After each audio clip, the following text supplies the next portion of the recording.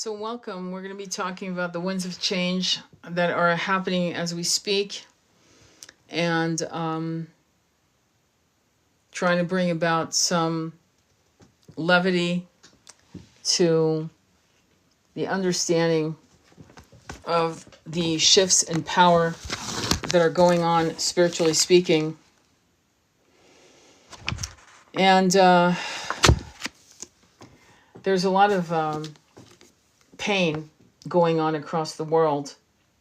There's a lot of fear, a lot of pain, a lot of doubt, a sense of despair, and I've been talking about this for some time. And no death, no fear. Comforting Words by Thich Nhat Hanh. I'm going to start reading. Because we need to understand what we have dreamed about for generations in every of our incarnations. And I'm sorry if I can't talk very well. I'm kind of tired. I just finished a reading for a client. And we're going to do some oracle cards just to get some power. We're going to get some oracle cards readings. We're going to ask some fucking questions to the powers that be. But comforting wisdom for life. Comforting wisdom from life. Again, the book is called No Death, No Fear by Thich Nhat Hanh. He shows us the connection between personal inner peace and peace on earth. Yeah, and I think it's appropriate with the monks walking for peace and the fuckery of this administration and the insanity of a syphilitic mind and the entire system doing what it's doing. And I think it's appropriate that we start from a point that you guys can relate to, which is respecting our manifestations.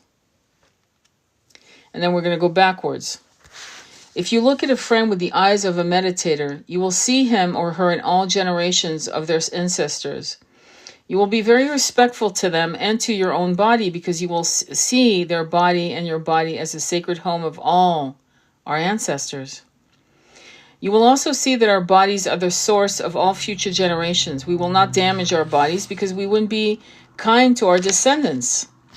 We do not use drugs. We do not eat or drink things that have toxins or that will harm our bodies. This is because our insight of manifestation helps us to live in a healthy way with clarity and responsibility. Well, here's the interesting part about what he's saying. We do not eat toxin foods. We do not do drugs. Well, let me explain something to you. So let's be clear. The beautiful thing about these holy men and holy women is that there's an innocence in their naivete. They find refuge in the Sangha. But we are what they call, what do they call us again? We're called householders. What does householders mean? Householders mean that we work in the material world. And that we are walking the path of the 3D while meditating in 4 and 5D consciousness. And we toggle these lives with as best as we can. And the problem is that we would not eat toxic foods if that's all. If there were other options, we would not eat, pesticides and foods that can actually corrupt our pineal gland. We would not drink water that's corrupted. We would do all we could to eat pure foods because the nature of a human being is we want to be able to run, walk, enjoy life, make love, and have tenacity, and be robust in bed and be robust in our daily lives. But the problem is that we are given shit food. And when he wrote that, let me see when this was published. I need to tell you when this was published. When he wrote this, hang on, okay, let me see when he wrote this. Where's the age? Where's the timeline? It actually is not, you gotta be fucking kidding me, man. I can't see the date of when this when this was first copywritten, which is ridiculous. Literally can't find it to save my life. August. Okay, August 2005. Okay, so when it was first published, August 2005. Well, you know what's funny? A lot of people missed 2005.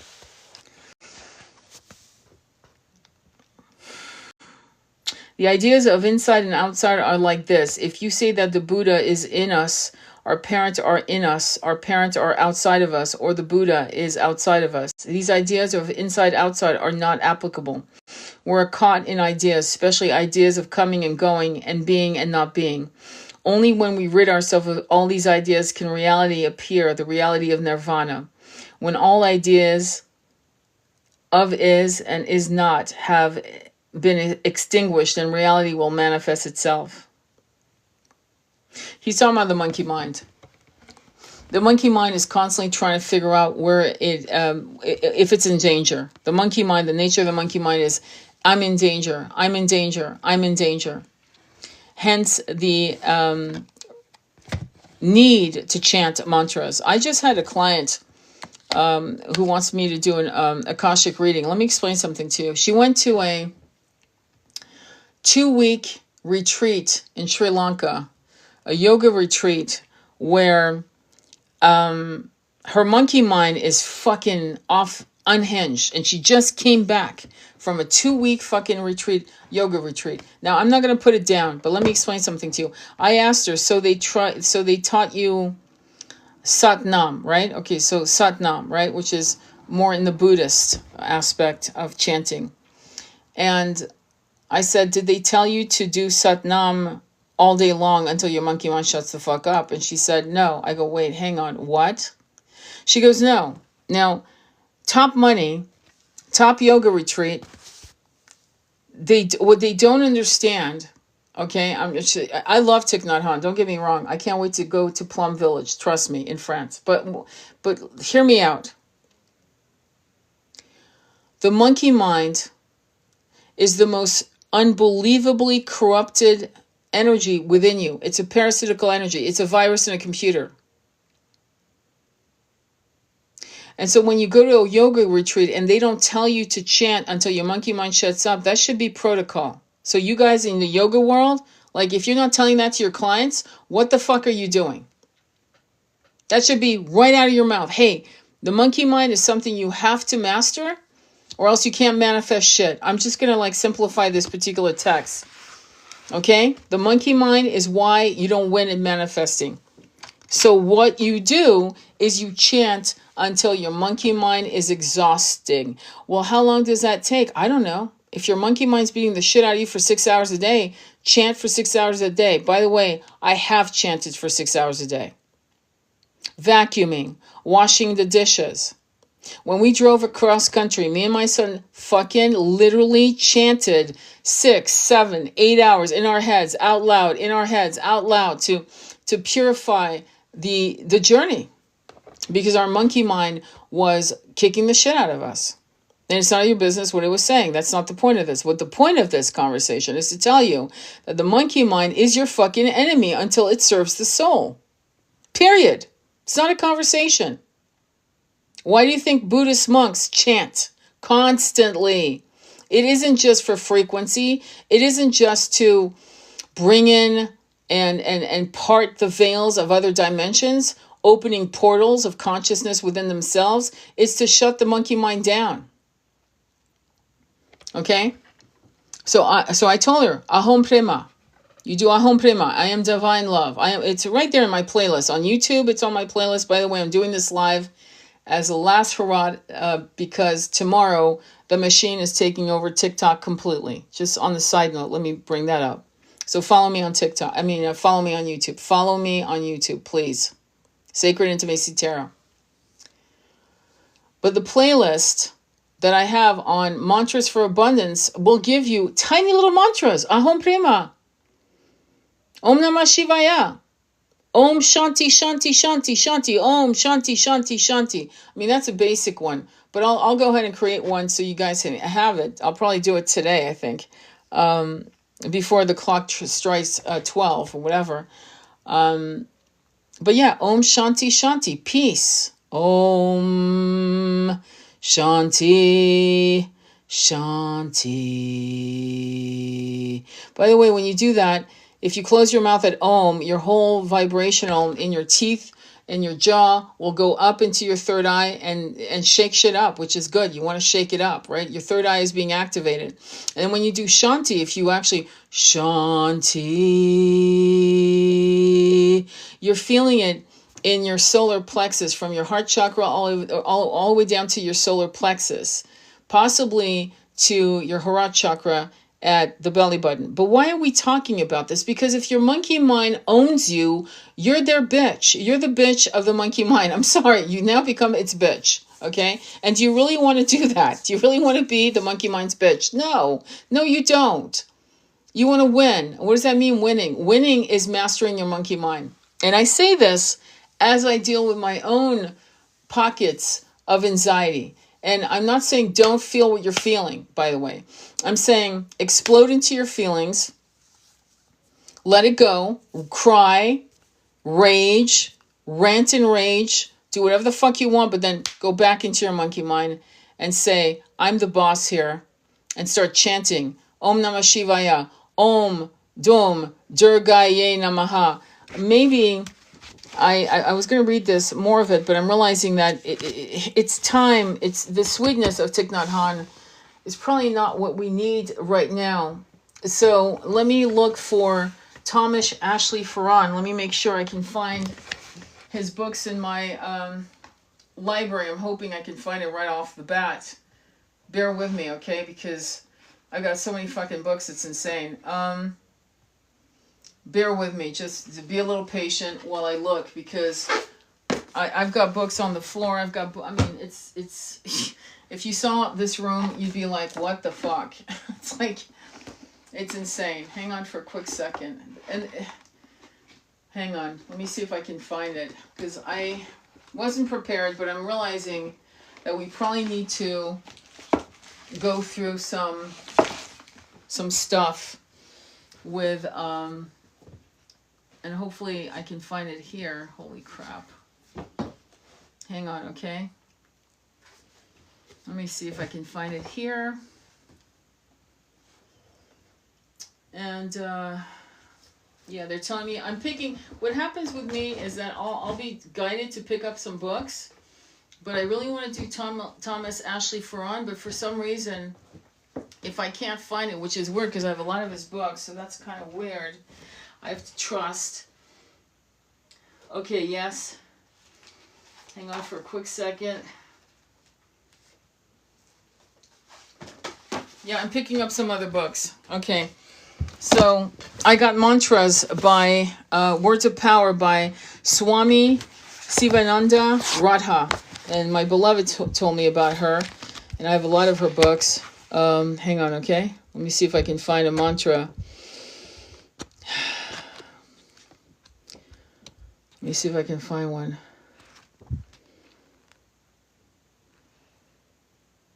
Okay, listen to this. Hari Om. Hari Om is the healing mantra.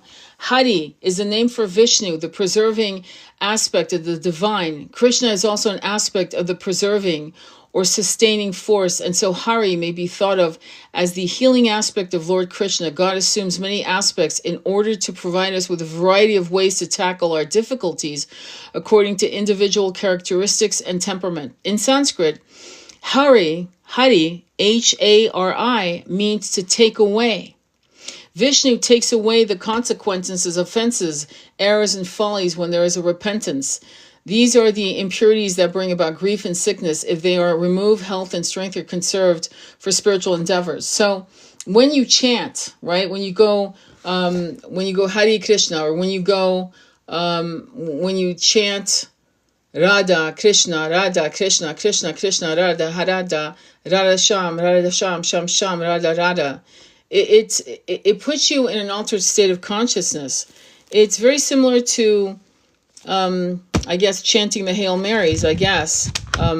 But I feel like when you chant like Om Namah Shivaya, Om Dum Durgaye Namaha,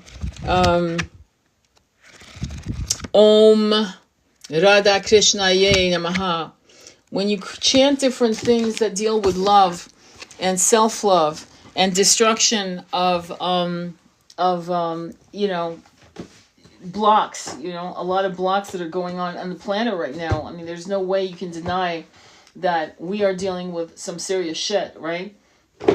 This is the weirdest thing, though. When you chant, you start becoming the master of your monkey mind, and your monkey mind starts being trained. And I'm not going to say that this is the end all be all, because throughout your incarnation, you will have to deal with challenges that are going to shake you in your boots, and you are going to have to find the answers. But first, before you find the answers, you're going to have to literally chant. And if chanting didn't work, most of us who are not stupid wouldn't do it. So clearly chanting works. But chanting works because we don't do it just, 108 times. We'll do it hundreds and hundreds and hundreds of times. When I was a kid at 18, when I started chanting, I was chanting per day, 2.5 hours a day, I kid you not, by walking on the beach and just chanting and chanting and chanting. And that is when I found more peace in my soul as a young girl. And still, by the way, the universe and my naivete and my weird moves, decisions, lovers, mistakes, regrets came into play. But I have to say, to be honest, that my mistakes taught me how to be who I am. And I learned that in life there were only lessons, and that regrets sometimes were hesitations. And the portal would open for an opportunity, and I was afraid of not being ready or whatever. And the portal was closed and the opportunity was taken. And, not to punish me, but to say, hey, this was a one-time offer and you had to make a choice, and you did not make the choice because of fear. So now that opportunity is closed. And I had to learn, that all things are in good timing. Maybe I wasn't ready. Maybe so many maybes, right, came through me. And finally, at some point, I realized that, I have to give myself a fucking break. And that I don't walk on water. I'm not going to have a perfect life. In fact, my imperfections is what has perfected my understanding to just jump, to feel it, and it felt right, and to just jump. And I started saying things like, I jump into opportunities, I jump into space, and I always land on my feet. And at some point, it started becoming true, where I would listen to my instincts. I would instantly listen to my desires, right? Which were good desires. What was a desire that would be good? Well, driving across country, realizing a job was not the right job for me, having confidence in finally offering my services. When I was in my 40s, I started I used to do readings for free for years, decades, until I felt more confident to read. There's a lot of people who are selling services on tarot reading, and they've read for 6 months, a year. I read for 20 years, damn near 25 years before I ever felt confident and in my readings. And in my numerology, I was doing numerology from 1996, and I started offering those services in numerology, Life Path, probably, I'd say, 5 years ago. I should tell you something. And so, but I realized that I needed to experience the experiences of offering these services and to hone the understanding of how my guides would speak to me. And so my late blooming, if you will, was on par. It wasn't fear, it was integrity. That's my opinion, that I was more interested in doing it right and refining the skill set than to just set up shop. You know what I'm saying? And so that was important to me. But anyway, for some reason, this is the weirdest thing. I had 4 or 5 of his books of Thomas Ashley Farron, and they must be all downstairs for some strange reason, which is weird. But I can't find his books to save my fucking life. This is wild. So I'm going to go and take it that today is not the day for you to hear more mantras for him, but today is the day where you have to hear from the following authors. So we're going to read from The Archangel Guide to Ascension by Diana Cooper and Tim Wilde. We are going to read a little more of the mantra from Radha. Hang on for a quick second. Let me show you. Okay. Yeah, she talks about. Okay, so let me read this to you, you guys, and I'm just gonna read it from this place, okay? And we'll see where it takes us. You may. Okay, so she's talking about Hari Om. Okay, remember Hari Om. You may notice that your voice becomes smoother as you chant, that you can sing as you never could before. Delight in these improvements and put your mind positive thoughts that you want to reach God by means of your voice, that you wish to be an instrument of God's love, and that the mantra you chant will be of help to those in need. So when you, so for example, let's say you decide to do a yoga pose. Say you're doing the tree. And you're going, Om Shanti Shanti, Om Shanti Shanti, Om. In other words, modulate your voice and let yourself just bliss out in the tree or in the cobra or in whatever position you want to. So not only are you're connecting your throat chakra, but you're now in pose of a yoga pose where you're in stillness of that yoga pose, which takes discipline, especially if you're doing the tree. And then you're breathing in and out and enjoying. You're in rapture of enjoying the nectar of chanting the mantra. And so in this case, Om Shanti Shanti or Hari Om. Okay, so let's continue. So I want to repeat what she said on this because I think it's so beautiful. Delight in these improvements and put your mind positive thoughts that you want to reach God by means of your voice, that you wish to be an instrument of God's love, and that the mantra you chant will be of help to those in need. In this way, you are a master of the situation rather than becoming the slave of intellectual doubts and false pride. During chanting, emotions may arise that you are unaware of.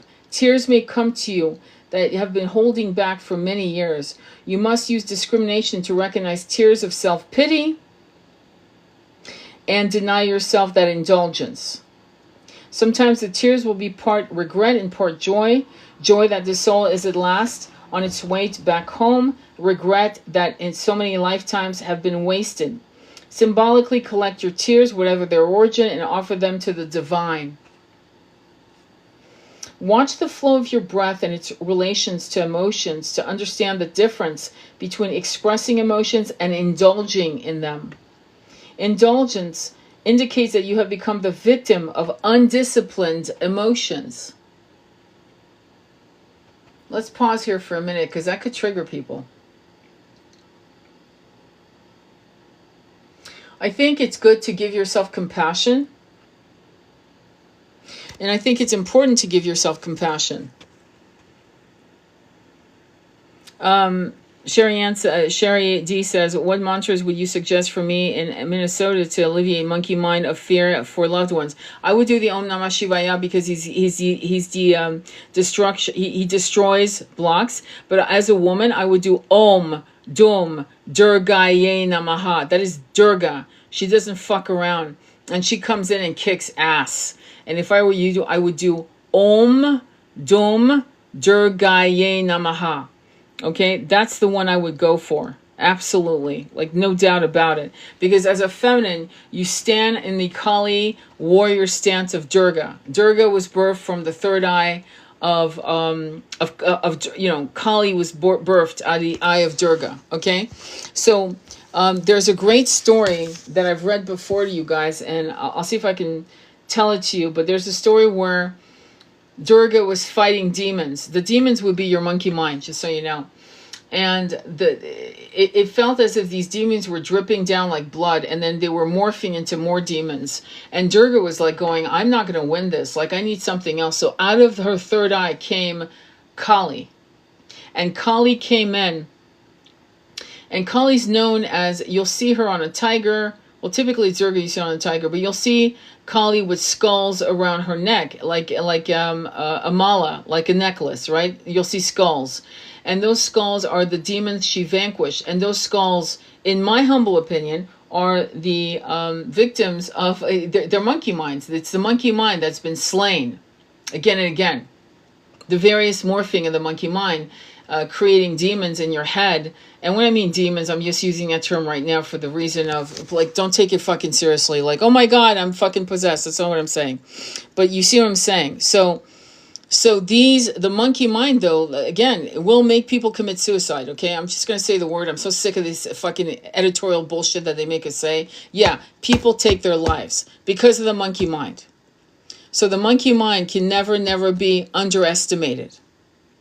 So when you work on yourself, okay, you chant to get rid of the monkey mind. Sometimes it's because my sweetheart, what you guys are dealing with in Minneapolis is in the 3D material world, and we have these I'm going to say demons, these demonic reptilian, I mean the consciousness of these people, these ice cube fucks are reptilians, period.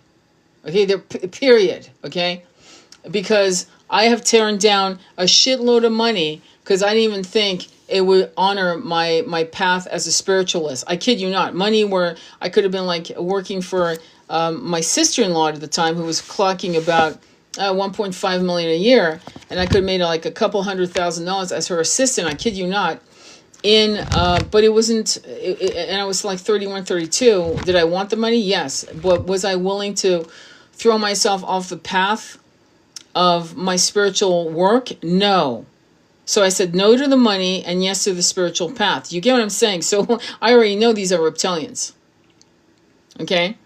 So when you use Om Dum Durgaye Namaha, Om Dum Durgaye Namaha, and I mean for an hour, 2 hours, vacuuming, driving, doing what you need to do, you are basically creating a shield, a protection of don't fuck with me and don't fuck with those I love. And if you want, and if I were you, I would send that mantra all over your all over the country.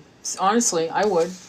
I know there are a lot of MAGA witches that are doing their little fuckery, and we also have real hoodoo voodoo. Those conversations are really ripe right now because there's some evil. I mean, we are having a spiritual war. This is not a joke. It's being played out in 3D. You're seeing some of it, but you're not seeing all of it. And so part of the spiritual war, just so we're clear, is to fuck you up with fear. And don't get me wrong, I'm having my challenges, but I'm making sure that I'm chanting, and this is why I'm doing a live today, is to make sure that you realize that you have the power to decide what corrupts your hard drive, your brain, your soul, your spirit, everything that's within you. So as you chant, when you sit, like I chant with a drum, and I'll start drumming and chanting, I'll start weeping, and I weep in joy. I actually weep. I'm blissed out is what usually happens. Okay, let's continue this.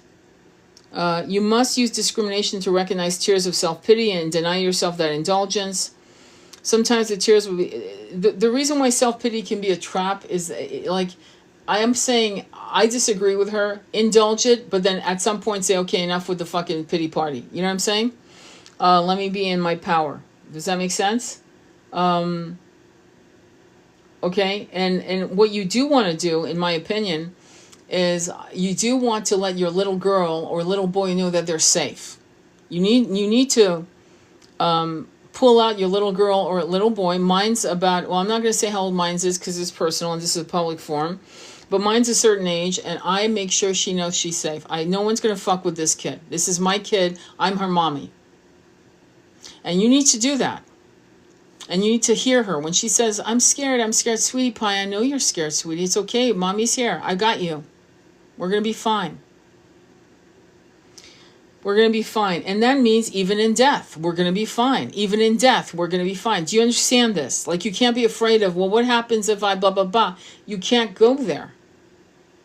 Let me remind you, if you believe in reincarnation, you have died many, many, many, many times. You're good at this shit. You're good at crossing over. You've done it many times. Sometimes the tears will be part regret and part joy. Joy that the soul is at last on its way back home. Regret that so many lifetimes have been wasted. Symbolically collect your tears, whatever their origin, and offer them to the divine. Watch the flow of your breath and its relations to emotions to understand the difference between expressing emotions and indulging in them.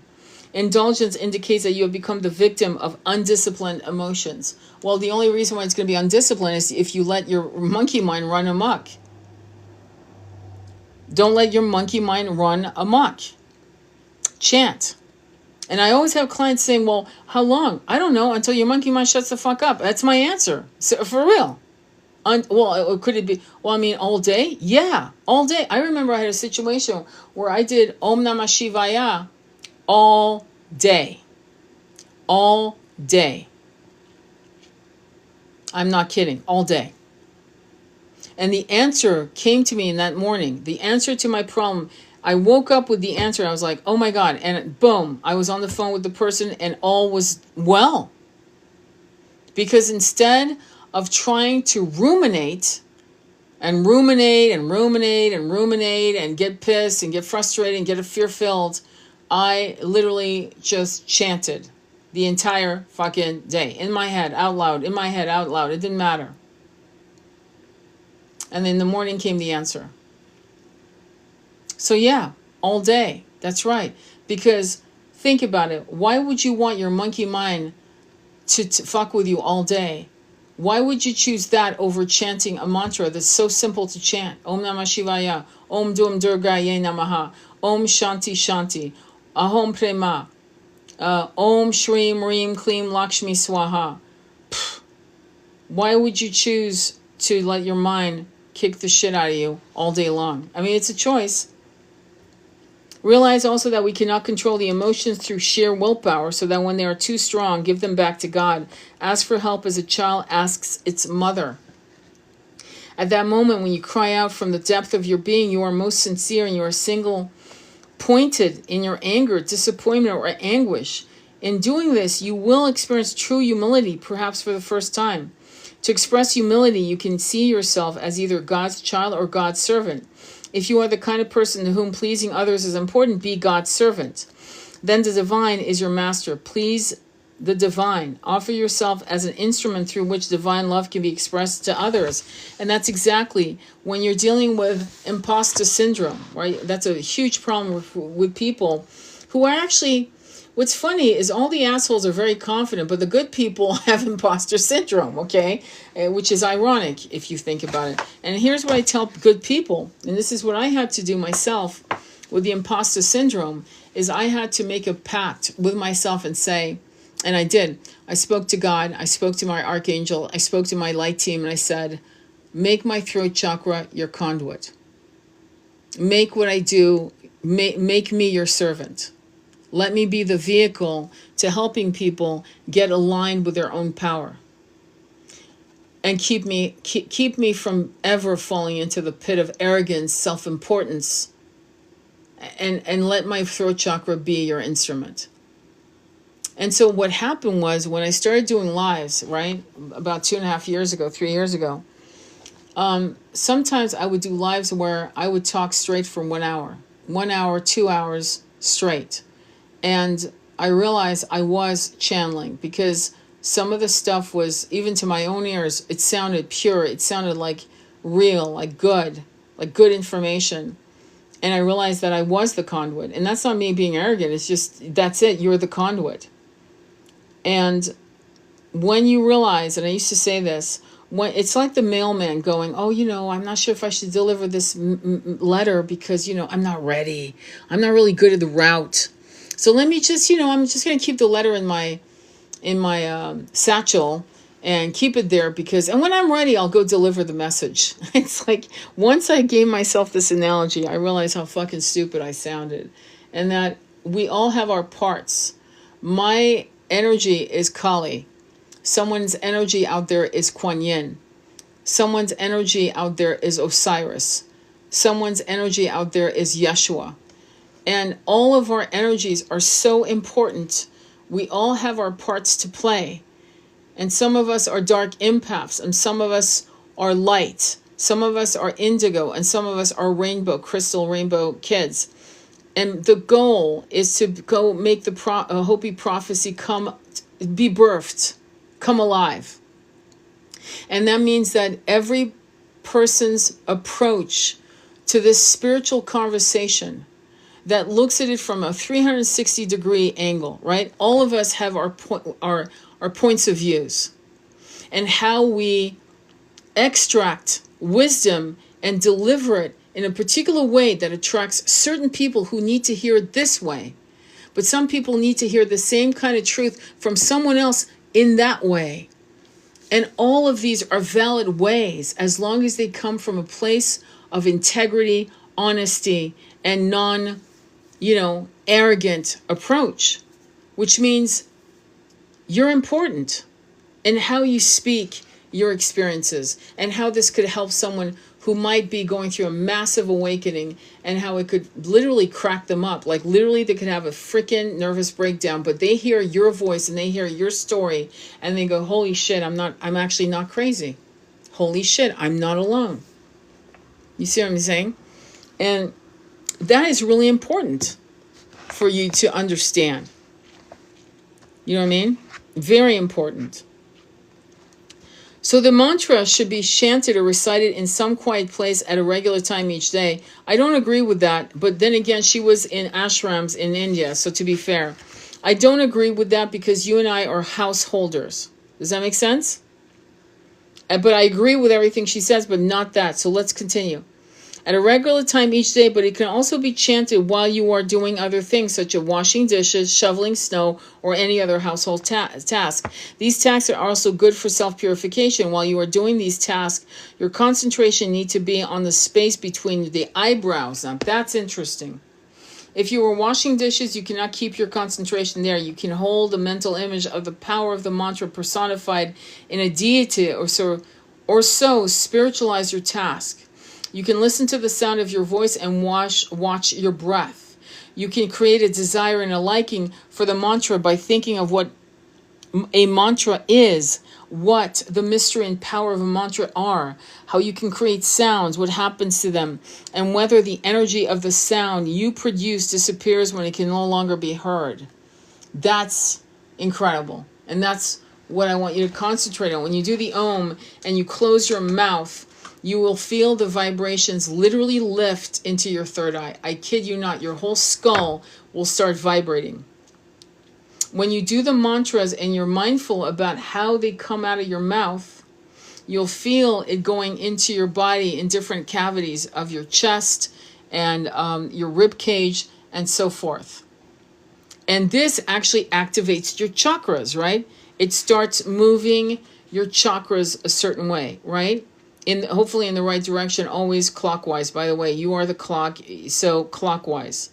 The clock is not outside of yourself. You're not looking at the clock. You are the clock. What that means is, if you put your thumb underneath your chin, that's 12 o'clock. If you move your thumb to your heart chakra, to the heart, to the left side, that is 3 o'clock. If you move your thumb down to your belly button, that is 6 o'clock. Right? And if you move your thumb to your right, that is 9 o'clock. That's clockwise. Do you get that? Does that make sense? So when I say clockwise, that's exactly what I'm talking about. All right.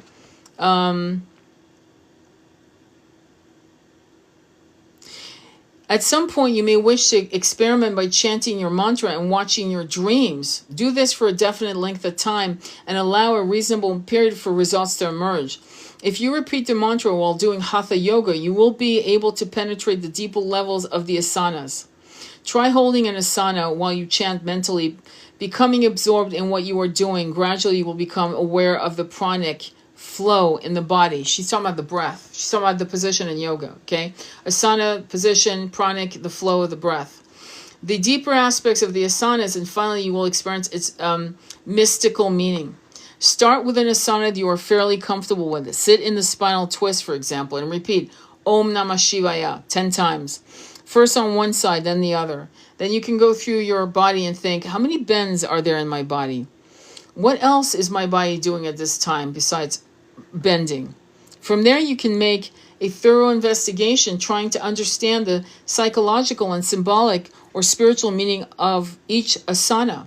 Try the peacock pose as another example. The peacock is associated with vanity and showing off. The asana itself is said to be beneficial for removing toxins from the body, just as the peacock kills snakes. Shit, I didn't know that. Oh, God. Okay. Okay, let's continue.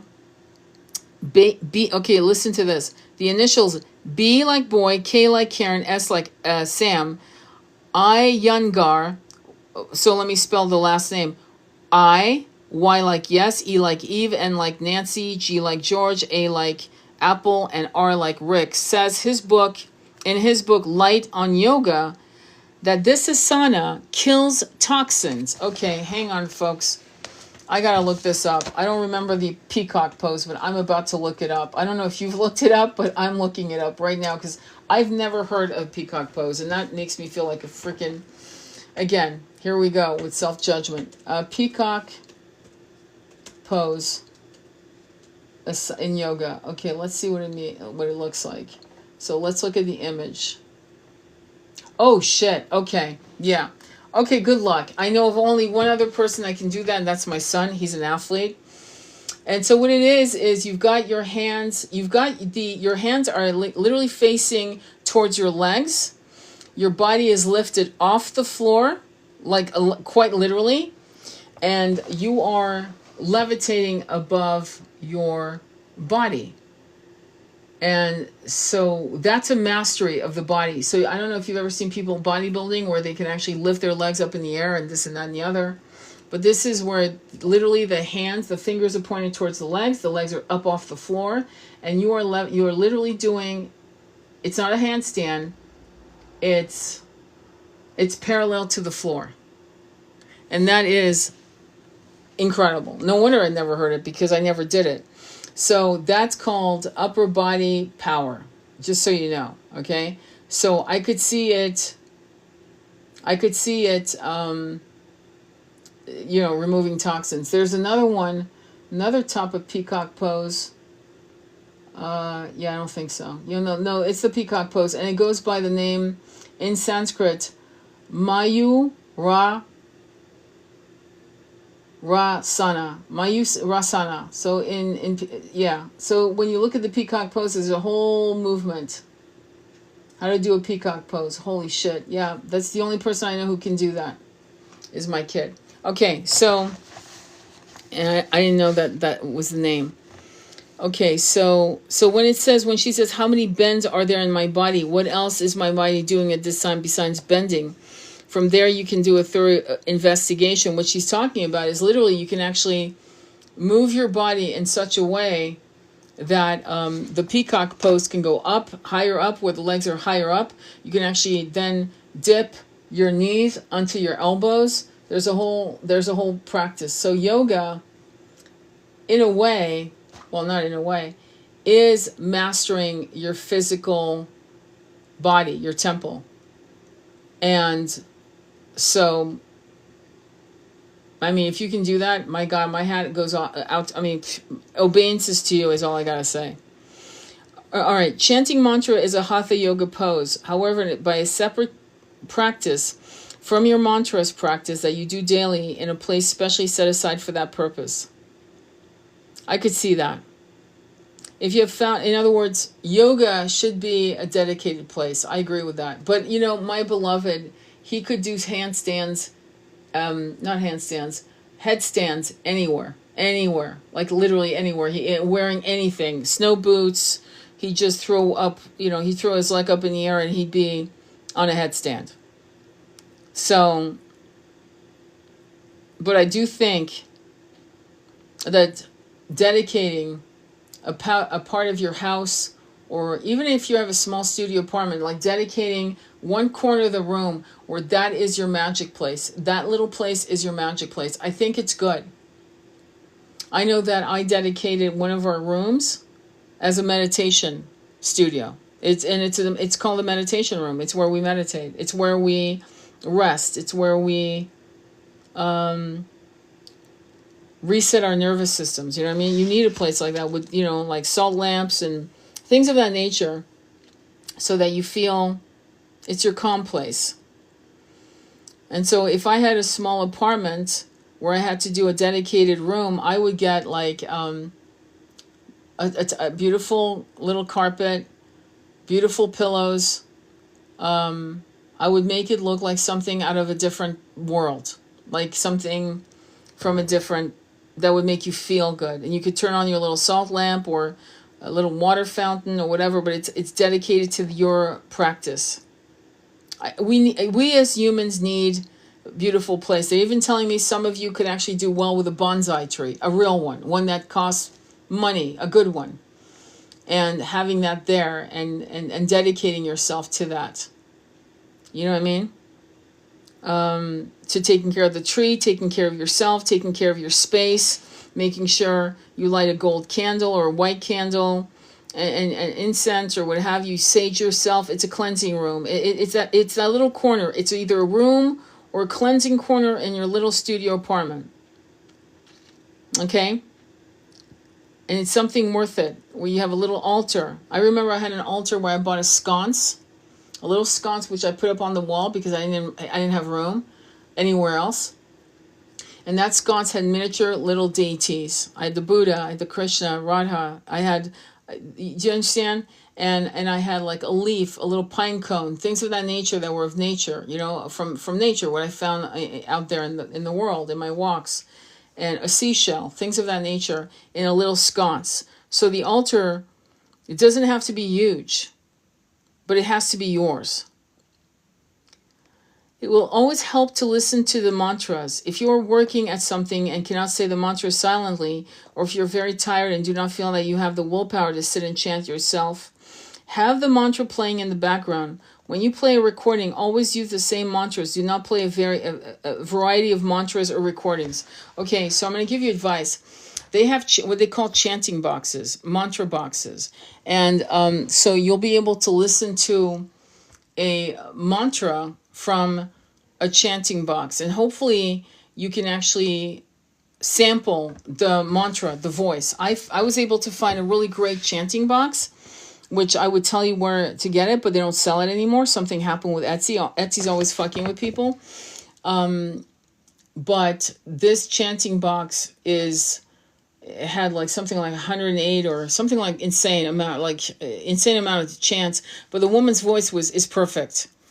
And so try to find a mantra box, a chanting box. That's what they call them. You can go on YouTube and not YouTube. What am I saying? Actually, no, you could go on YouTube to see a chanting box, to sample it, and then to go and find how you can buy it if you like the sound.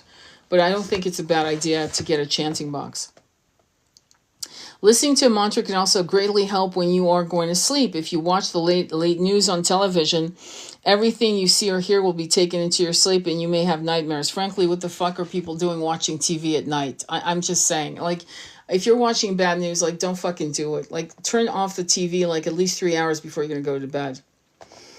Television watching and reading are done to satisfy the carnal mind, and they need to be counteracted. If you have an argument before you go to bed, you will take the anger in bed with you, and it will manifest in your sleep. The unconscious will try to free itself of the emotions by working it out in a dream. Playing the mantras as you are going to sleep will help you counteract this. Frankly, after a fight, you should sage. You should absolutely sage, and you should try to repair the argument. You should try to make some repairs, both of you.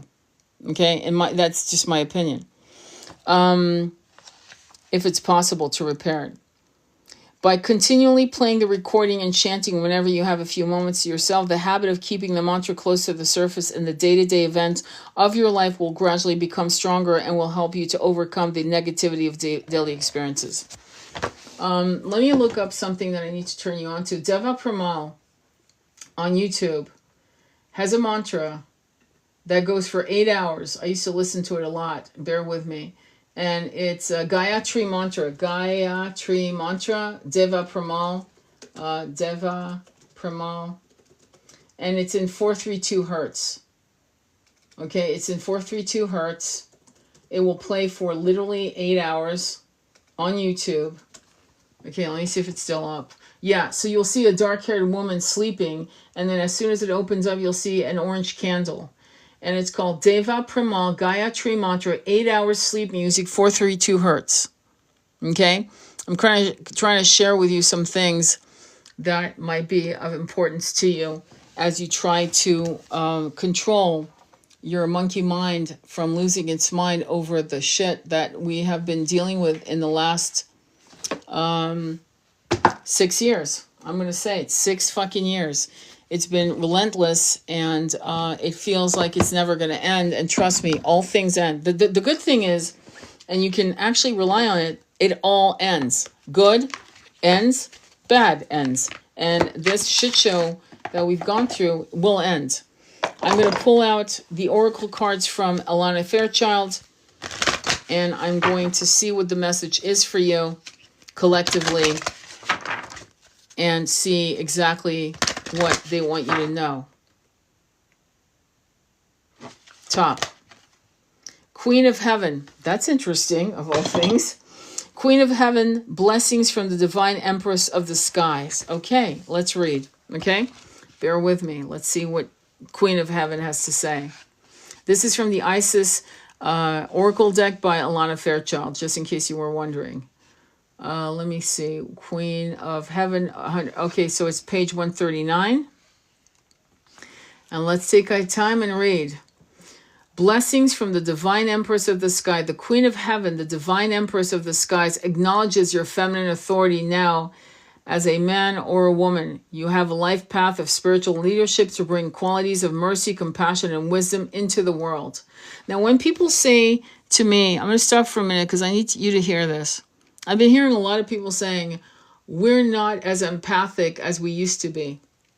I'm going to give you a list of how that's so wrong. In the 1950s, people would put children who had different neurological, challenges into institutions. In the 1950s, we didn't really care about anything else but ourselves. In the 1960s, empathy came into play during the Vietnam War because of the images that we saw on TV on the daily, from like 6 o'clock to 7 o'clock on the daily. And then that ended when they realized how people were outraged as the savagery of that debacle.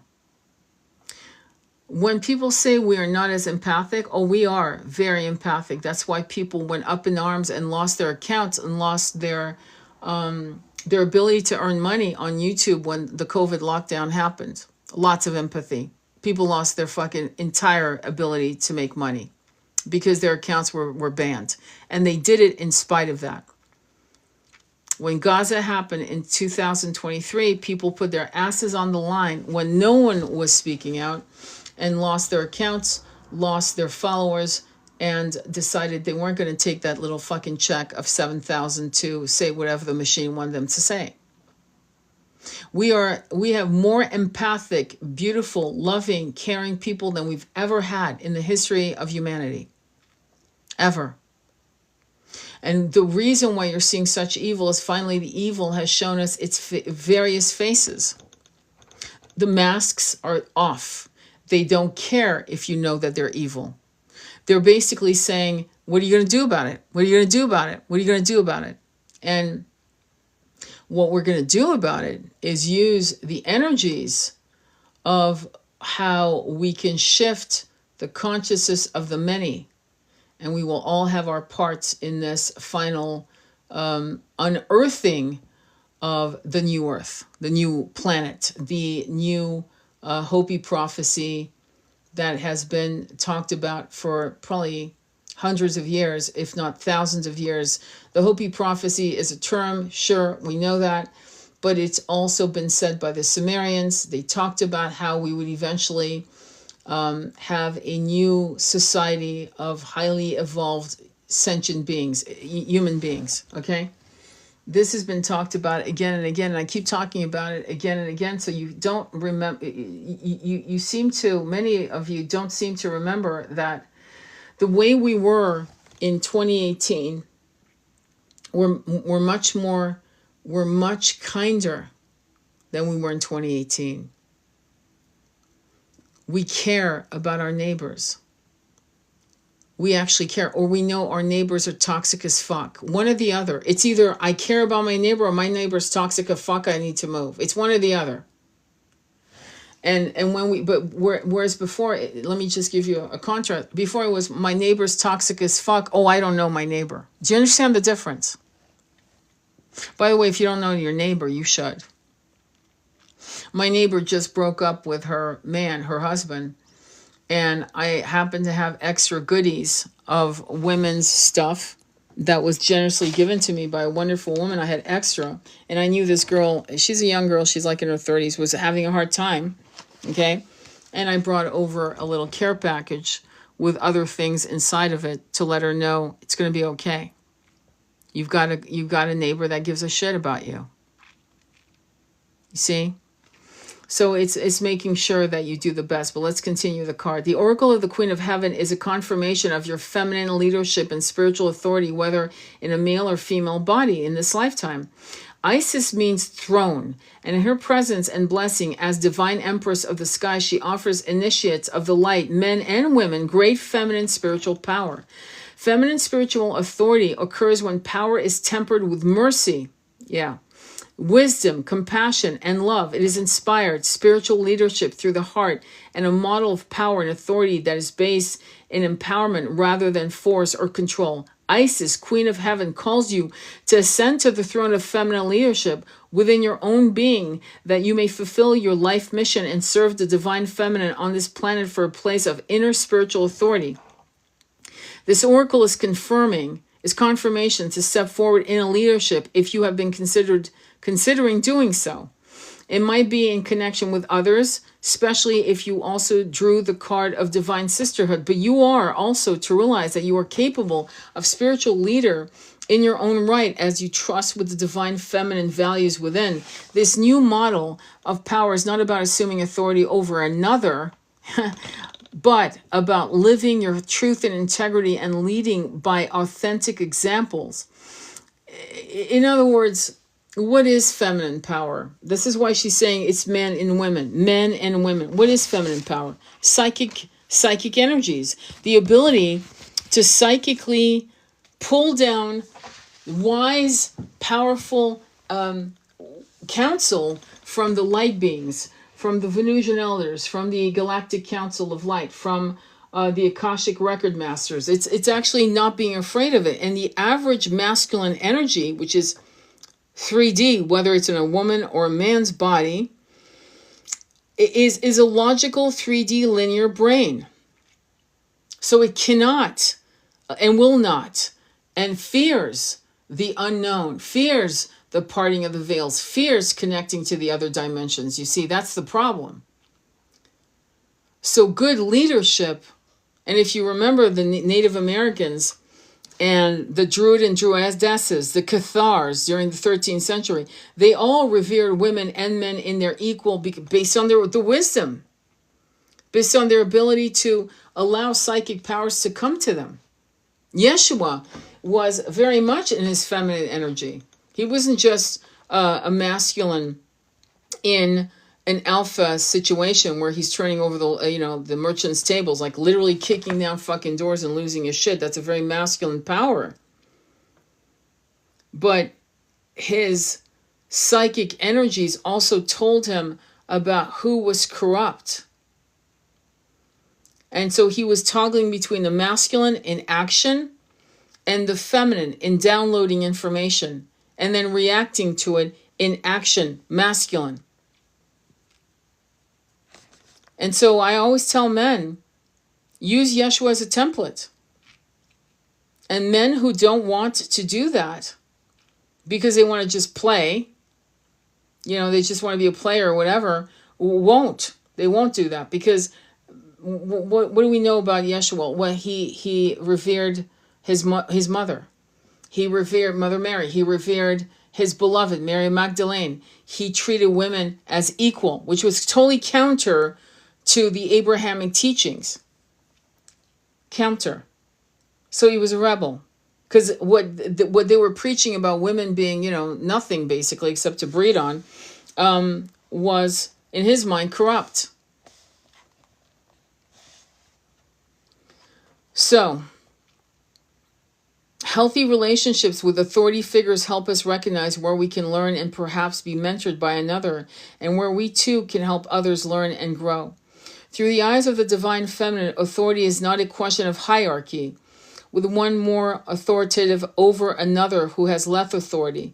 It is rather more like a circle of life where we all have different awareness, ability, and mastery to share with each other, together, guiding each other into great wholeness of each of us with our own spiritual responsibility for our growth and our own capacity to help others to the degree that we were willing to and be able.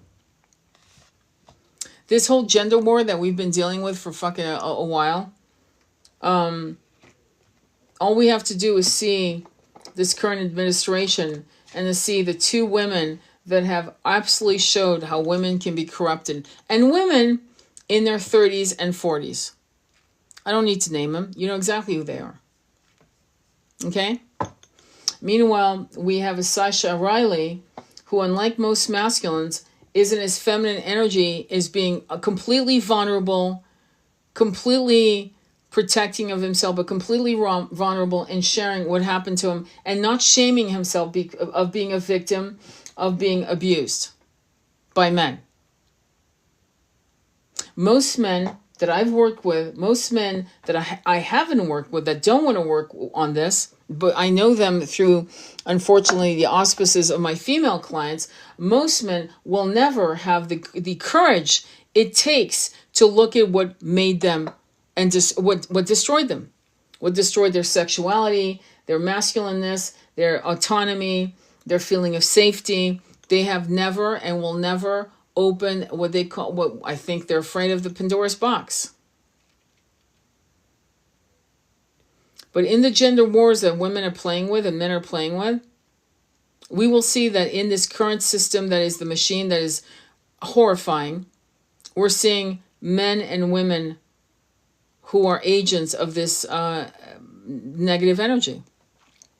Equally so. Equally. Because as I said to the top of this reading, right, I said no to a shitload of money. So this excuse of money isn't enough.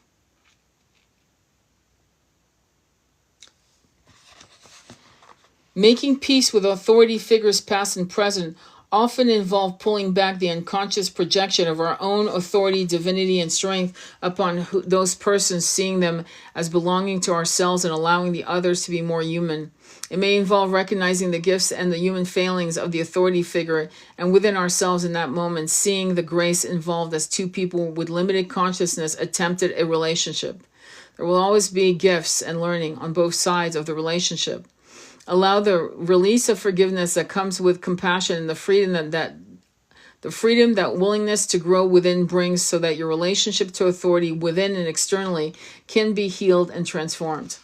Right now there are women, and I mentioned it before, women that are leaving their husbands because they are not fucking angry enough. They're not reacting to what's been going on with any level of compassion, of care, of anything. And let me just say that you attract who you are. And that's fucked up to say, but we do that. And it's very hard for people to understand and acknowledge. Okay? What is interesting to me about women, and myself, by the way, I was a victim of that myself, is to think that broken men can be healed by you. But you have to understand, a broken man cannot be healed by you unless he's actively involved in accessing his healing. And you become the mentor, the lover, the friend, the mentor. But if the man doesn't want to see himself ever you're not going to be the one to pry him out of his own delusion. If a man tells you he can't do X, Y, and Z, fucking believe him. He probably won't be able to. So the problem with these situations now is that COVID was the first massive breakdown of marriages because of belief systems on the jab and all the shit that was going on. And this particular timeline is the second. And I have to ask my young brothers, what is it you're afraid of? Because most women, not all, but most, have done the work of excavating what the trauma that they had to endure as children, teenage girls, the trauma that created family dynamics of mothers and fathers who were either narcissistic, full-on narcissistic, or had narcissistic behaviors, or whatever. And they've done the work. And they're fine. If you look at your beloved, if she's done the work of releasing what harmed her as a little girl, that could be you, my fine young brother. You could actually look like that, have clear eyes, and come out of the bastion prison of the monkey mind's pain and shame and regret and second guessing, and just go through the healing of saying, yes, this happened to me. This happened to me. And I didn't deserve it. I didn't deserve any of it. And that is the beginning of your compassion. See, ladies, compassion can't be given to others unless you have compassion for yourself. If you deny that this happened to you, and again, it goes back to Radha, when she says, don't do a pity party. No, I agree. Don't do a pity party forever. Don't be a fucking victim to yourself for fucking 20 years of your life. But as you uncover what happened to you, let your little girl, little boy know they didn't do shit. That you didn't deserve that, baby. Come on mommy's lap. I have a guided meditation on inner child healing on this app, on YouTube, on the playlist. It's called Inner Child Healing. It's under my guided meditations.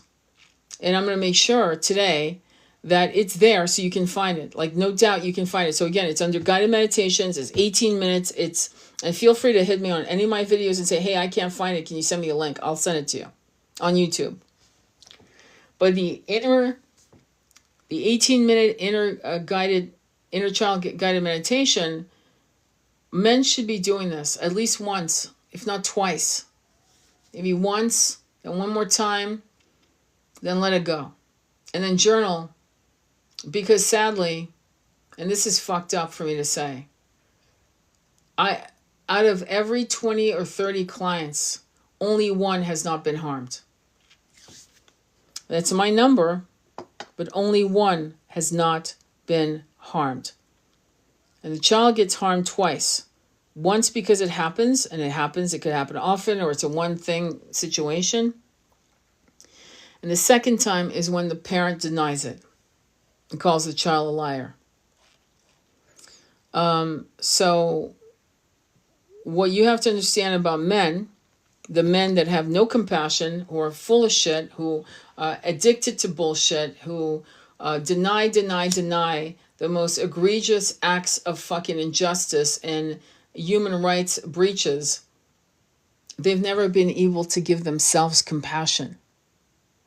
Ever. Because they never went down the rabbit hole to see what happened. Because you see, not remembering your childhood until you're 8 or 9 or 10 years old isn't fucking normal. It's not normal. By no means am I a psychologist, but it's my opinion, and you can take it or leave it. It's fucking not normal. I remember, and I'm unusual, okay? I remember picking my parents, so I remember beyond the incarnation, obviously. But I do know that people usually remember by the age of 3. 3, 4, okay, that's normal. 8, wait, hang on. You don't remember shit until you're 10 years old? Yeah, that's not normal. That I'm sorry. And so we need to teach our daughters, okay? Rather your daughters, how to read between the lines So they don't get saddled up and married and pregnant with men who can't access their own fucking emotional landscape. Okay? Because that's got to be painful. An addiction is clearly a man running from his fucking emotional shit. And it's how we're wired as humans. You know, we want something to, be it food, gambling, porn, alcohol, or illicit, or even legal, honestly, at this point. And they just need to feel nothing. Because to feel something means that suddenly they might have to face that truth. And then they have to somehow forgive themselves, which should be easy, especially when you work on your little boy. If you're a man, you got your little boy and you say to your little boy, you didn't do anything, baby. You're daddy's here. Daddy's here. You might have to be the mommy and the daddy that you never had to your own inner child. Inner child healing. It's funny because I'll be honest, when I was in my 20s, I was like, yeah, whatever. What does that mean? And I didn't know shit. And today, I mean, not just today, like I started really understanding inner child healing in a very deep level back in my 40s. I was like, holy shit. Not because I didn't have a clue, but at that point, my whole life stopped. I was lucky enough where I was able to stop working and losing myself in distractions and really asking myself, really, it's not enough to fucking believe in reincarnation. Trust me. You have to ask yourself, why am I here? What brought me in this incarnation? Why was I harmed? What did I do? Did I do this? What kind of parents did I have? Were my parents, did they keep me safe?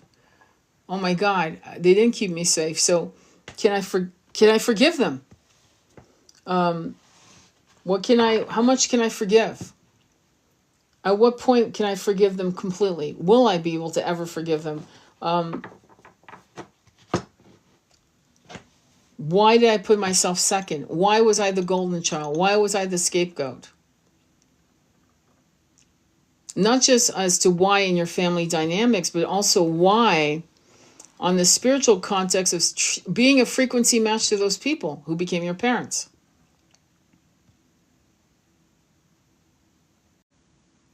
It's interesting because we've been given such like tips on what to understand about how devastating certain people's experiences are. Like with the Epstein files, which now we're probably coming to the understanding of it's the actual capital T files, T, like Tom. And the more we talk about it, the more people will come and start speaking of their own, trauma. The way men are going to become the kind of men that have the psychic powers that they were born to have is if you start actually speaking the truth to yourself. You have to give compassion to yourself, speak the truth to yourself. Don't gaslight your little boy. Don't tell him that didn't happen if it happened. Don't fucking do that. Don't tell your little boy to go in the attic, in the closet. Every time I do a guided meditation for a client, or I do a hypnosis with a client, or whatever the hell I do in that realm, I'll energetically feel with, I don't do it with all clients, but one client I remember where literally we stopped at the heart chakra. And I asked her to go look for her little girl. And her little girl was in a dark room. There was no windows. It was a black room. The kid was about 6. And it was curled up in a fetal position, hiding its face. I said, what does the little girl want? She doesn't want to talk to me. Okay. Just approach her like she's feral.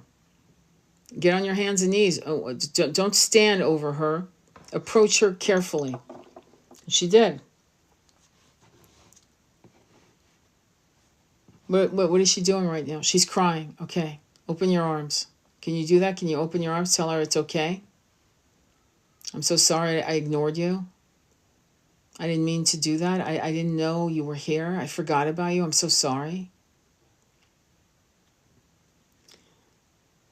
And the child crept into her arms. And we spent time redecorating the room. I kid you not. We painted the room. We put beautiful wallpaper. It looked like something out of, what was that movie called? The Secret Garden type of thing. And we got her books. We got her toys. A beautiful bed. She had a garden. She had a dog. The garden had fruit trees. Swear to God, we did a whole scene in the heart chakra. The whole entire landscape had to be changed. And there was a commitment made. I will visit you every day until I can only visit you once a week. And the child said, you don't have to visit me every day. Once a week, twice a week is good. I'm good now. I'm happy. There were windows. There was beautiful views. It's men need to do that too. You men need to do the same types of exercises. When I used to talk to my beloved and I wanted to know his, gauge his mood because he was an addict, I would send my little girl out to him to see where he was at, and it always, always, always worked. I knew exactly where he was at. I started telling clients to do the same, and you know what? It fucking works.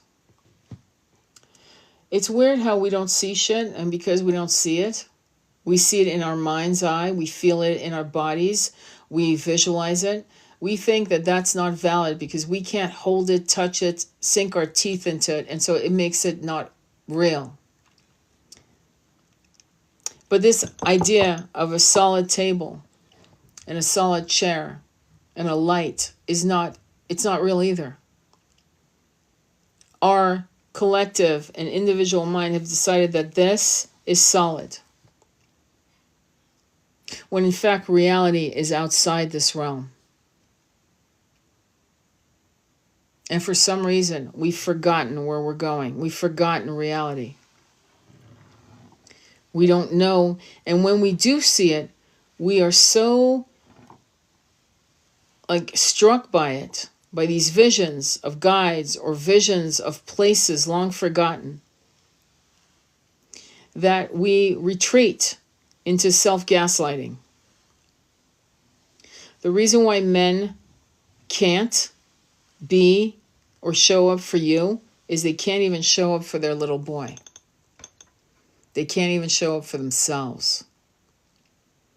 And we've accepted a system that rewards brutal masculine behavior.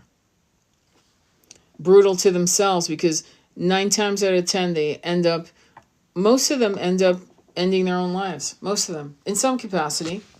Whether it's an overdose, they crack up in a fucking motorcycle accident because they know they're going too fast. They know it's wet.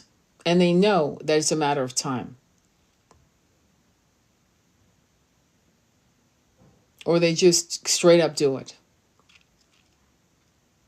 Because you hit a wall if you don't allow your soul to speak to you. You hit a wall where the lack of integrity to speak the truth to your own soul you'll hit a wall.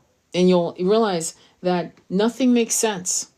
Well, of course it doesn't make sense. You've never been honest with yourself. Why would it make sense? Lying to the self is a betrayal of the self. And at some point, when you betray yourself, even the ego can't stand you anymore. And so it ends. That's what people don't understand, in particular men. And your job isn't to save a man who doesn't want to be saved, because you will fucking drown with them. You will drown with them. What you need is a man that cries, that says, and I mean it, cries, says, fuck, I know, I'm trying to find the way. And your job, if you want to, is to say, here's what I did to get to where I'm at. Or here's what I'm doing, and it's working. It's working for me. It might not work for you, but try this. But you cannot force a man to seek his truth. He has to want it the way a human being wants to breathe. It has to be all-consuming. I can tell you this. And unfortunately, that's not what's happening. The average man, if he goes to do ayahuasca, does it for, I don't know what the fuck he's doing it for. He's not doing it to really find that inner boy. But when you go and meet the Great Mother, right? And some men are actually afraid of meeting the Great Mother, actually. They're actually terrified, to be honest. Terrified. And the reason why they're terrified is because they think that the Great Mother is going to force them to look at their entire self and really look at it with, with as much truth as possible. And they don't want to feel that truth. They don't want to see themselves in that light. So they create a persona that is not a real persona. And they don't realize that this fake persona is a jail of their own making. So that's the problem with men who don't go into their psychic energy. You know what I mean? I'm going to actually ask, what are your feelings about what I'm saying? Please tell me what you're feeling. Page of Wands, King of Cups, Four of Pentacles, Four of Cups. What does that mean? It means exactly what I just said. The Page of Wands is a passionate message to the King of Cups. King of Cups is very emotional. There's a lot of emotions. I'm seeing the ocean at his feet. And he's holding on to his bullshit. Four of Pentacles. It's a miserly energy. And the Four of Cups is an offer, a new love coming in, or a new prospect, a new beginning. And he's refusing it, not seeing it for what it is. Tell me more. Can some of these men wake up? King of Cups again. Five of Swords, mental conflict, into Ace of Swords. What does that mean? It means the King of Cups is saying, I'm emotionally fucking all over the place because of the Five of Swords. I'm in conflict. I'm having fights with people. I'm having fights with myself over the Ace of Swords, which is speaking the truth and cutting out bullshit. Literally, what I just said has been clarified in the cards. So apparently I'm right on what's happening with some of the men that you know or love. It could be a father, an uncle, a lover. What else do you want them to know? Five of Swords, conflict, death, transformation to the Six of Cups, the past. It shoulda, coulda, woulda. Five of Swords, a conflict. I'm losing my mind. We're having fights. I don't know what to do. Death, transformation, pretty brutal. Into the Six of Cups. It's like the collapse of the past and wanting what it was before. And hey, this is happening all over the world, where people want to be in 1985 and people want to be in 2005 and people wish it was 2018. People want to not know what's been shown. And the Nine of Swords creates conflict, unable to sleep, nightmares, and a trap. And the trap, the Nine of Swords is a woman in her bed, literally crying in her hands, and it's like her monkey mind has created this trap, this prison. It doesn't really exist. It's all in her mind. And so for some men, they don't understand. There is no going back. It's over. 1980 is over. 1990 is over. 2005 is over. We're not going back. We can't go back. It's like Alexander the Great. I love that story because it's where Burn the Ships came from. So he just landed on a beach, and he's got all these ships, and it's nighttime, and he's got to tell his men, we're going to take Persia. And he doesn't have a bullhorn, and he doesn't have a fucking, whatever, AP, whatever. So what he does is he burns the ships. And that's his way of saying to his men, we better take Persia because we're fucked. We just burned it. There's no way back home. We got to win this battle. In fact, we got to win the fucking entire country. We got to take Persia. And that's one of the famous stories. That's a man speaking to his men, saying, there is no going back. There is no igniting past memories of nectar, of moments that were so good. You have to now go forward. You have to build a new world, a new life. And it's not built from the past. It's built from the future of the now. And so to connect with your consciousness, to connect with your monkey mind, right? To actually like master your monkey mind and to be really clear as to the kind of world you want to live in, you have to be one of the architects.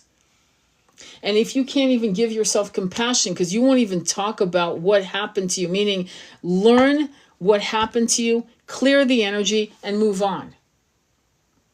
Most of the people who have dealt with trauma, there are various levels of trauma. And some trauma, you don't even have to go revisit. I think some trauma for some people might not be the way. It could be like, I know this happened. I don't really need to know what exactly happened, but I know this happened and I move on and I release myself from all this bullshit because some of it is so fucking bad. I mean, if you listen to Sasha Riley, it's so fucking bad that he had to put shit in a compartment in his brain. When you look at some of the survivors on the Epstein file, they had to cobble their life back together in some way. And they had to reopen these wounds so that, so this wouldn't fucking perpetuate itself. Because if you listen to David Icke, these motherfuckers have been doing this for fucking centuries. Centuries. So it stops. And what I'm trying to say is that in my case, I had to learn exactly what happened so I could deal with it but I can't fathom what some people have gone. I had a friend, and I've mentioned her before, where it went on from the age of 2 until she was 16. And somehow she lived a life that reflected her trauma. Okay? And so however you need to do it, but one thing I do know about all of us is we all needed to know the truth. And from that point, we could give ourselves compassion, and then we could give compassion to others. But when you refuse to give compassion to yourself, how the fuck are you going to be compassionate and empathic to others? I think it's my theory. It's a theory. I think that's what's happening with a lot of men who are right now being divorced because they've shown that they couldn't show up for multiple, literally worldwide issues that happen, be it the lockdown, be it Gaza, be it now what's happening with ice cubes. Absolutely unable to give any fucking compassion, any proof of life of emotional, concepts in their fucking, I don't know. I mean, when you look at Jonathan Ross and you realize he's married to this chick from another country, you wonder what the fuck does she trade her soul for? He's clearly unemotional. So what is she married to? For example, he's a great example of that. Unable to connect, so unable to that he's become a ruthless Caliban creature, monster. Where is their affection there? How is there love in such a connection? And we have to look at women who actually support this shit. Support it. Say nothing. Don't put foot to ass. She'll stay married to him for a while until the money runs out, right? So we have to look at men who are willing to at least acknowledge, I don't know what happened, but I know it happened. But that's a good start. And in some cases, I think, because we've seen these women from the E-Files who have survived, and they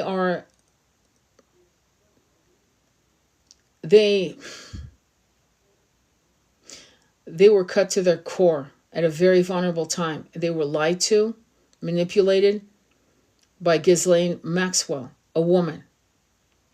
So going right back to the gender wars, we need to be very, very aware that there's a very small core group of us who actually give a shit about humanity. We give a shit about the planet, the trees, the wolves, the bears, the fucking just All of it. We care. And we care deeply to the point where some of you are crying, feeling impotent, feeling despairing. But this is what she talks about, Radha in her book, what I read. Don't go into self-pity. Don't entertain destructive depressions. Okay, don't stay there. Because what it does is it takes away your power to make change through the energies of your psychic powers. And we're seeing the various faces of psychic powers. We're seeing the faces, like I said, of hoodoo and voodoo. Okay, that's happening there. I'm not a fan of shit like that, but okay. And then we have us who are in the spiritual community. Many of us who actually escaped from not New Jersey, but escaped from New Age. Okay, the New Age debacle of bullshit, and we've come into an open, beautiful valley where we're meeting each other. We're going, my God, there you go. Here we are with basically the same desires. We want that for our children, our nieces and nephews, for people we'll never meet. We want them to be free. We want our kids not to go. Can you imagine having a fucking 7-year-old having anxiety because he can't sit still in the fucking chair in a fucking classroom? Kids having anxiety, kids feeling like they're losers before they even make it to fucking 12 years on this planet because of fucking public schools, and parents feeling embarrassed because teachers are going, little Billy, he doesn't pay attention. We've harmed our children.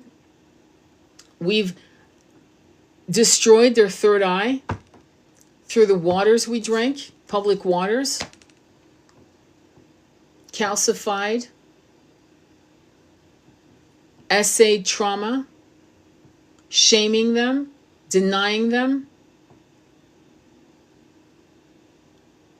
using pharma to control these little boys and little girls that want to climb trees and make forts. A natural form of intelligence. To create a fort takes intelligence, curiosity, intelligence, creativity, ingenuity.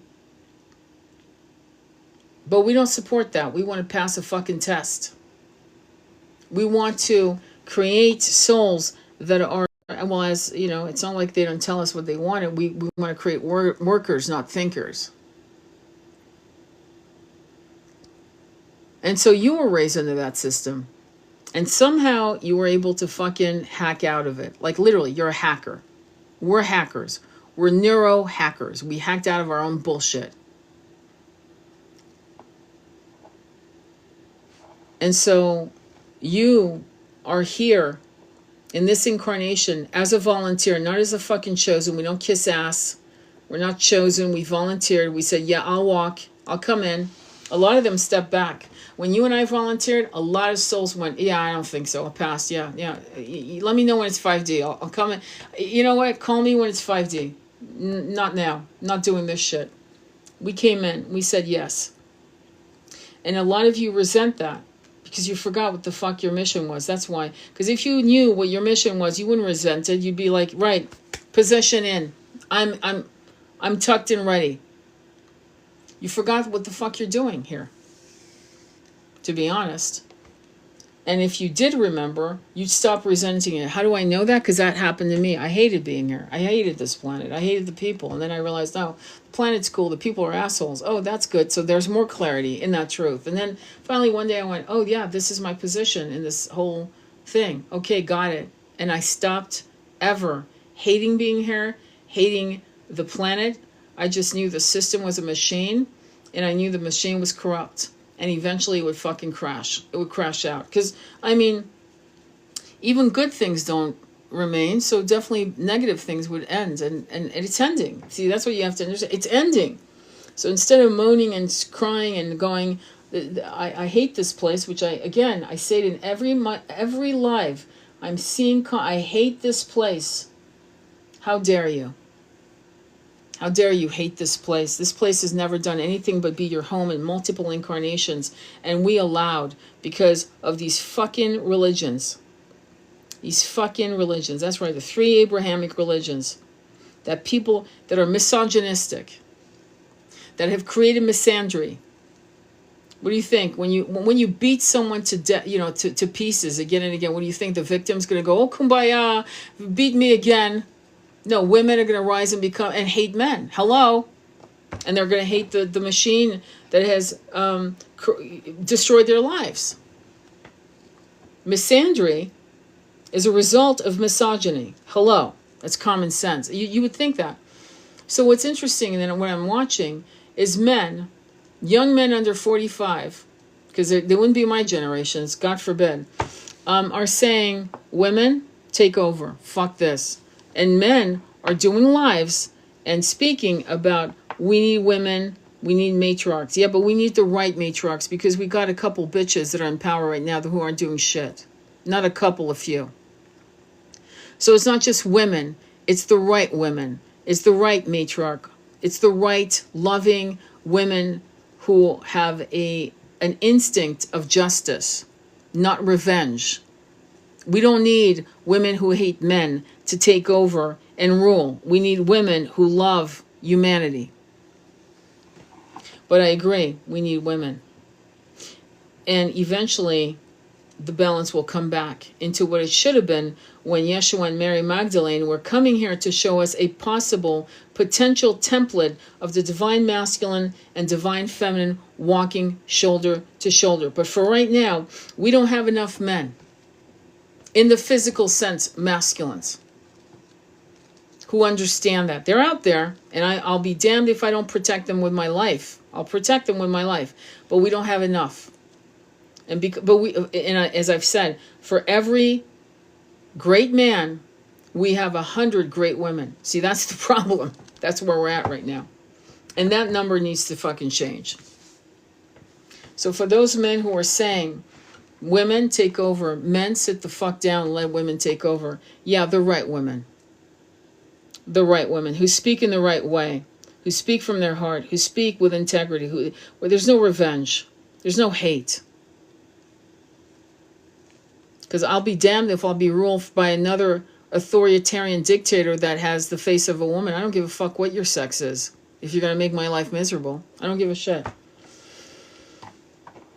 We do have wonderful women who are out there, who are loving, who are kind, who are, could make great leaders, great inspirational high priestesses that could make this whole thing in one generation become what we've always dreamed. And we would grow more good men, more good men. More good men would be good fathers, and we would have more good women, and we would have a generation of good people. We have improved over the centuries. You've got to look at history and really realize, I mean, you have to understand, when you read The Little Match Girl, which is a short story, I forgot who wrote that story, but it's called The Little Match Girl.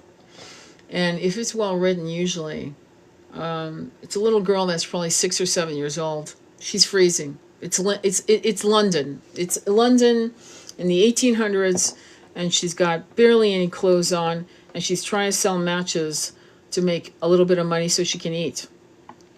And it gets so cold, and people are walking by. They don't give a fuck. This kid's freezing. And people are just walking by, and she strikes a match, and she is trying to warm her hands, and she has visions of a beautiful meal.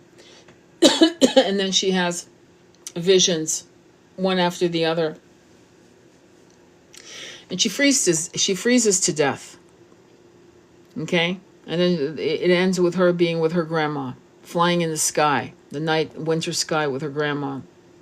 When you read Oliver Twist, when it was written during the time when, Ebenezer Scrooge, there were a lot of people like that. When you read Nicholas Nickleby, when you read Jane Eyre, when you read how fucking grown-ass adults treated children during the Industrial Revolution, when you've seen how children have been treated in Gaza, in Sudan, in Congo, in Rwanda, in Russia, in Germany, in Europe, when we had a second war, the first war, and on and on and on. When we see that, we're still dealing with templates of people saying, well, that's what happens in war. Like, that's well, that's okay to lose. Well, casualties are part of it. Many of us are putting foot to ass and not accepting it because there are more of us who realize it's fucking wrong. There's no casualty worth, the price isn't worth it. Every human being has a right to live in peace. Every single human being. It's not up for debate. At all. At fucking all. And there's more of us now that realize it, whereas back in the 1800s during your Industrial Revolution, people just thought, well, you know, kids work, you know, the workhouse, the poorhouse, the workhouse. Didn't matter that it was a 4-year-old fucking losing its arm on a spinning machine, textile machine. Didn't matter. It's just the casualty of that job. It's just, you know. And then you realize in our timeline how we are, how we cry for people we'll never meet who have been harmed unjustly through wars, through accidents, minors being buried alive, shit like that. We don't go about our business. It really hits us. And that should tell you right there that we are better than we've ever been as human beings. We give a fuck about people we'll never meet. We want other people we'll never meet to thrive. We actually do want that. And I think, I'm trying to remember who said this. I think it was Elon Musk who said empathy, that there was something wrong with having empathy. I forgot exactly what he said because how could I quote something so vile? But empathy is considered a weakness. Did you know that? And why would they say, well, when Columbus landed, and God knows where the fuck he landed, he actually wrote in his diary that the native indigenous people were kind. He actually laughed at them because they were so kind, so loving, so generous. You can see that in the movie Mutiny and the Bounty. It's reflected in the way they move into the Polynesian islands, and the Polynesians are so loving, kind. Forget that they're going to bring to these people syphilis and gonorrhea. Forget that, and enslave some of them. Do you understand? So we are much better people than we've ever been. And just so you know, it's very possible that you and I in our past lives were so ignorant and so stupid in the way we were programmed to be cruel that we were part of the problem. And now we're part of the solution. You see? So we are better than we've ever been. And I think you need to give yourself a break when you realize selfishness is self-destructive. Learn that from fairy tales. Yes. I agree with that. Totally true. What else is Sharon? If windows and doors are frozen shut, do Tibetan symbols clear energy in rooms without opening window? In all practices, when you close the window and you sage the shit out of the room until it's so smoky, you sage the room to get negative energy out, and then you open all the windows to let the negative energies out. Do you understand? The smoke and all of it carries out of the windows. That's why it's good to open all the windows after you've saged. So you shut the windows tightly, the doors tightly, let the sage burn. And then when you know it's been an hour or two or whatever, where the sage burns out, whatever, right? Then you walk in, you open all the windows, and you air it all out, and let the spirits or whatever energy that's negative flow out of it. That's what I would say to do. And that's usually what people do. So, yeah. Hopefully that answered your question. But it's 12:38. Again, Deva Prama Gayatri Mantra, 8 hours, 432 hertz. You'll see a yellow background. She's wrapped in white and she's got black hair and she's sleeping. And it's, again, Deva Prama, 8 hours, sleep music, 432 hertz. You should be able to find it like that. I would say do that. What else can I say? You're welcome. It was I'm going to upload this on my YouTube channel, but follow me on YouTube at Sacred Intimacy Tarot. I'm going to do a last reading to say, what do they have to understand about Try not to let what's happening eat you up alive. Try not to do that. What do they need to know? Knight of Wands, the Sun, the Ten of Wands, the Seven of Cups. Okay, so it's wishy-washy energy. You're going up and down and not understanding what I'm saying. And you're not allowing what I'm saying to become part of your reality, which means you need to master your monkey mind. You have the power to create the new world. You are one of the co-architects. The Sun is healing and clarity, and it's you seeing all the burdens, all the bullshit, all the programming that you're actually going to deconstruct. And the Seven of Cups means, how am I going to start? Where do I start? Start with a low-hanging fruit. Fuck it. Seriously. Start with, it's kind of like saying, well, I don't know what to pick up. I don't know. Go to the left side of your room and start cleaning up that side of the room. You know what I mean? Like, don't complicate it. Just start. Start deconstructing what makes you feel like you are not important on this, that you're not important. Out of 8 billion people, I'm going to tell you something. Out of 8 billion people, we have a huge amount of reptilians and empty, vacant shells of people walking around without a soul. So there's not a lot of us, believe it or not. The world, a new cycle, the King of Cups, the Sun, and the King of Swords. The problem you're going to have is the new beginning. You want one, the King of Cups. Okay, that's part of your energy, but right below the King of Cups is the King of Swords. That's analytical energy. It's a cold energy. It's what's happening right now. You're watching pure evil, demonic, reptilian evil, and it's beneath your feet is the King of Cups, and to your right side is the Sun. Again, clarity. You're seeing evil for what it is. Finally, I mean, shit, man, you should be happy. I know what evil, I know where it is. I know what countries, what leaders. I can name the evil. You can literally name the assholes that are doing this to people. You don't have to wonder now, well, could it be here and could it be that, or could it be... No, you don't have to wonder. It's right in your face. And what can they do about that? Ace of Swords, be honest about it. Cut it away. The King of Swords and the Devil. Okay, the problem is some of you, and by the way, that's the King of Swords to the Devil is narcissistic. It's malignant narcissism, straight up. Ace of Swords, be honest with what you're seeing. And then cut it out of your reality through energy work. Marianne Williamson just asked people to meditate every day at 6 p.m. on the West Coast, 9 p.m. on the East Coast, every day for 1 minute. Just meditate.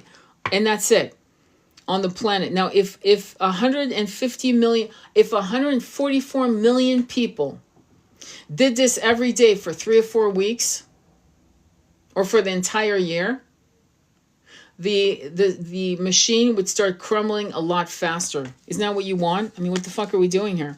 Tell me more. Can they do this? Seven of Cups. Here you go again. What do I do? What do I do? Knight of Pentacles. It's going to take a long time. It'll take a long time. The Lovers is a choice to the Ten of Wands. The Lovers means you have a choice. The Ten of Wands, you've got burdens to drop. Tell me more about this. Eight of Pentacles. Learning to the Ten of Pentacles. Something that will last forever. And your fear, Tower, is that it's going to collapse. It can't possibly ever work. Tell me more. Are they real? The Star, healing energy, into the Ace of Cups, into the Six of Cups. Is the Six of Cups the future, please? In this case, the King of Cups. Let me tell you what this means. Usually Six of Cups is about the past, but actually in this case, it's about reincarnation. It's about people coming back from your past lives. Listen to this. Star, healing energy, 17. 17 is the star, Star of the Magi. Ace of Cups, love. Do something that you love. Be the one that says, I'm going to concentrate that all the water on the planet is pure and speaks to us and heals us. That's your job.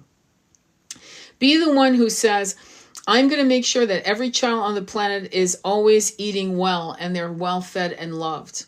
Be the one who says, I now bring in all my starseeds, brothers and sisters, to light up the frequency of this planet, which is Six of Cups. And the King of Cups is, I am in love. I am love. I walk in love. I define love. Hermit, going within. It's a number 9. The Hermit is 9, which is the master number of co-creation. The Hermit isn't freaking out. He's not depressed. He's not he's going within, going, what do I want to do now? I've done this, but what do I want to do next? And the Three of Wands says the portals have opened, the ships have come. What do you want to do next? Chariot, fast moving energy. Chariot is traveling the world. Chariot is moving fast. Anything else for them? The Emperor, the Knight of Wands, the Three of Pentacles. The Emperor is all about, it's Alexander the Great. It's burn your ships. Know that there's no way to go back. Build the empire. Yes, Nine of Wands. You've tried and you have failed. You've failed many times in your mind, and it is exhausting. But the Three of Pentacles is the mistakes, the failures, the dead end streets, basically create in you a person, Three of Pentacles, to master yourself. You became a master of the architecture of your inner landscape and the outer world. So so what happens when people try, and you've heard that for making money, which was important for us to learn these lessons in the beginnings of these incarnations, that we had to learn how to manifest money. Why? Well, because we had to understand how energy worked, and what really motivated us was what? Money, okay? Money, a house, a job, whatever, a lover. Once we understood how shit worked, then we could understand that part of the journey of the human experience was to fail, to refine our journeys, to refine the teachings, to refine the lessons. And in these failures, every multimillionaire has always said, I have fucking failed 100 times, and I thank God I did. It made me successful. In this journey of co-creating this new world, we have failed, and now we are becoming masters of our own creation. And what is this creation? Well, the new earth. And why? Because we realize that the machine has always been a dead-end street. In other words, very few people win. Very few people win because it's a game that's been rigged. Once we realize that in a real way, then we realize that we are asking for the wrong things. We've been asking for the wrong things. And what do we really want? Abundance. And what is abundance? The freedom to live as you want, to have abundance of food and shelter and clean, pure water and anything else. And what is shelter? Well, not having to pay your taxes on property after you've paid off your mortgage.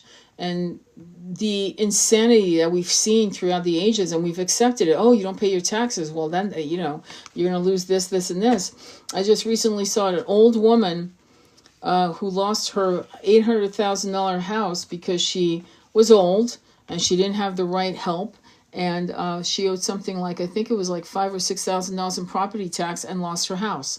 So that's what it means. It means a planet that is just, kind, and protects its people and doesn't try to fuck them over, and doesn't harm, a planet that doesn't harm children at all. Children don't disappear. People aren't talking about milk cartons and what that really now means. Shit like that. That world is now done. And the new earth is filled with people who are kind, loving, safe. They couldn't imagine doing to a child what some of these survivors have experienced. You could be a survivor. Can't imagine. And how that's trying to be promoted and packaged so people accept it. People who like younger people, trying to come up with new terms. Like George Carlin would be having a field day with what we've gone through in how they've tried to edit our language, how we express the correct words for the correct traumatic or loving things. It's very interesting. So you need to believe in who you are and why you're here. If you stop believing in who you are and why you're here, you need to chant. You need to chant. And you need to make sure that you do not allow your monkey mind to destroy you. You see what I'm saying? And men need to just honestly look at what happened. Sasha Riley should have given, look at him. He's on a tank. He's an Iraq. He came back from Iraq. He's what a man's man, whatever the hell that means. And here he is talking about what happened to him and the people whose lives were taken when he was a little boy. And the horror, the absolute horror of it all. If that doesn't give other men the courage, and by the way, and I'm going to be an advocate for men for a minute, there are men who will admit to what happened to them, and they will be married to women who will shame them. Okay? Not every woman that's married is a good woman. Not every mother that is a mother to sons and daughters, daughters and sons, is a good mother.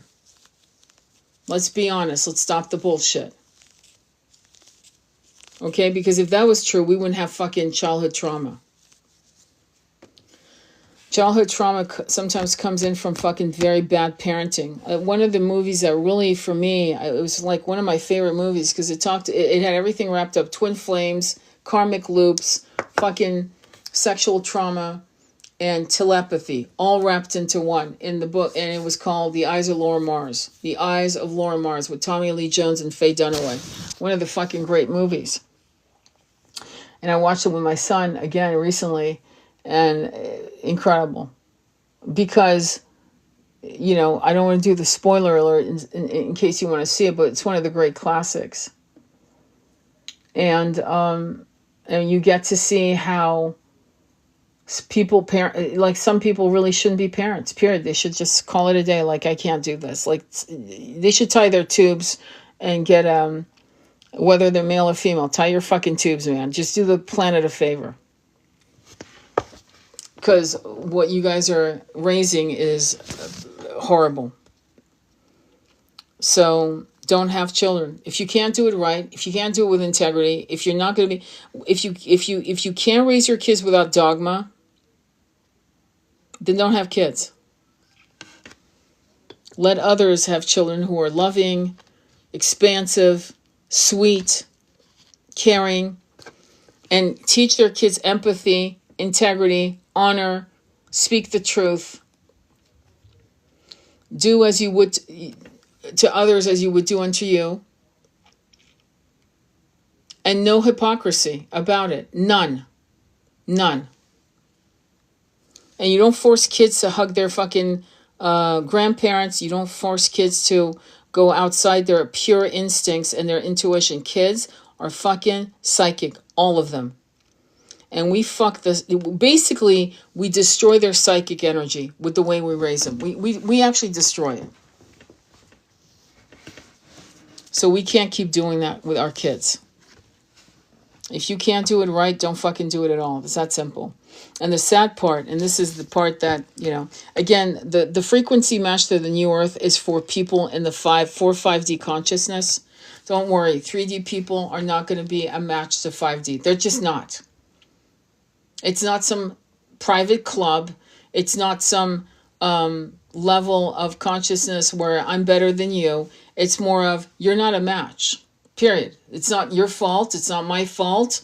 I'd love, but it's a consciousness match. So first of all, people who are in 3D, dogma, cynical, cruel, are not a match to 5D New Earth. They're just not. But what's sad, and this brings me to the next point, is that the people who are truly corrupted seem to want the most amount of kids. It's the weirdest. And what's wild, what's even wilder, is they'll have a bunch of kids, and one kid will become the scapegoat and fucking hack out of that family unit and leave and go, fuck you and fuck all of you. I don't want anything to do with you. I'm out. I don't want to be part of this family. You guys are sick. And that also happens. And what good parents would do is say, wow, I want my kid back. Let me find out what I'm doing wrong. No, most parents will deny that the kid is for real, and they'll blame the kid or the young adult that's decided to leave, and they'll blame that young adult that's calling him out, and they'll just blame him. They'll never take it on and go, I fucked up. Well, how can I make this right? What can I do to repair this relationship with my own child? But most parents that are of that mindset might have a spare another kid. And so they don't really care if that other kid leaves. They're like, yeah, whatever. I got another one here who'll kiss my ass. And there are a lot of things to, it's not easy, these relationships. And you have to also be fair, and you have to ask yourself, is this draining my energy to cater to family members who are full of shit, corrupt, cynical, denial, narcissistic, gaslighting me? Why am I still here? Why am I still holding on to family members who are full of shit? For what? Are they making you happy? And so, again, wanting to belong outweighs the wanting to be free is something you have to look at inside of yourself. You can build your family unit on your own. You can build a family that has beautiful energy. You can have children with a fabulous woman, a fabulous man, and have a wonderful family and build a new template for your children, for yourself, for your children, which I think is such a great opportunity. But to try to, go back to toxic family members, what exactly are you expecting to accomplish there?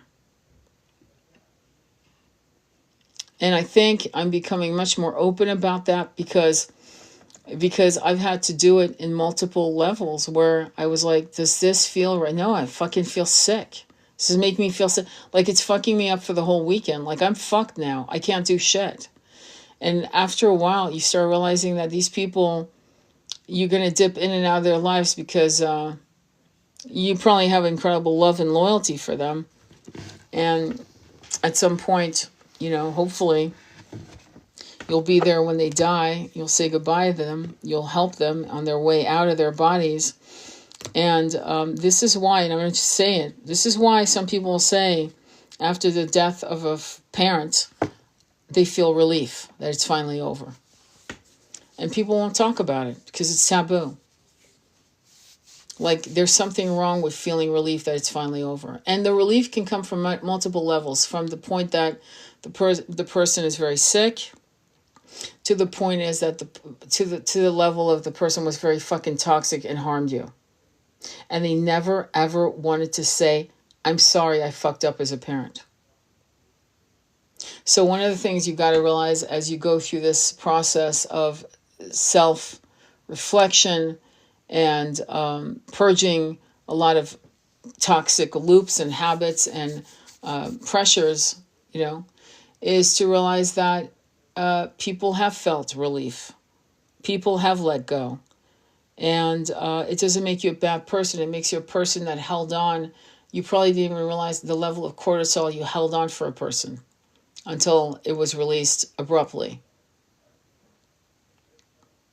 We need to, as a society, talk really honestly about why we have toxic relationships with family members and why we end up having toxic relationships with the men or women we love. And then we perpetuate that shit with doing it with our kids. And that's not going to fucking end until we start having really raw, real discussions with ourselves and maybe with a therapist. Because it's not going to fucking fix itself. You know the old saying, time heals all wound.